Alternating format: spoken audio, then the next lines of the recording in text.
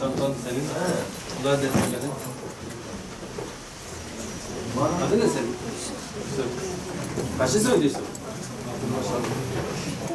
Sen aldın mı? Selim. Senin adın ne? Ya,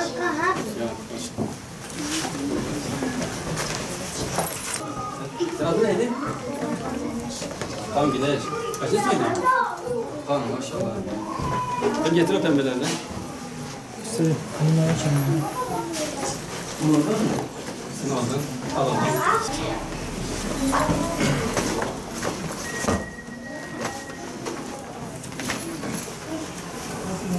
Bunlar ufaktır hocam. Bunlar okula gitmiyor.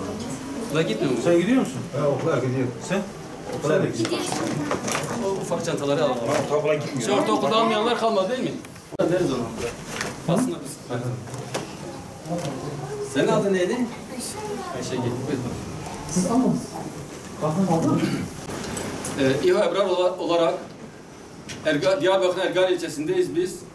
Buradaki öğrenci kardeşlerimize kırtasiye yardımında bulunduk. Bunlar defter ihtiyaçları, kalem olsun, kırtasiye malzemeleri tedarik ettik. Hayır sahibi olan kardeşlerimizden, abilerimizden Allah-u Teala razı olsun inşallah. Teşekkürler. Getiririz değil mi?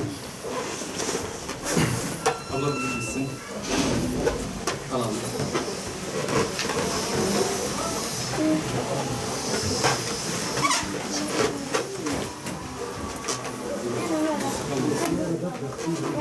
Sen aldın mı? Verirler mi? Ben bile.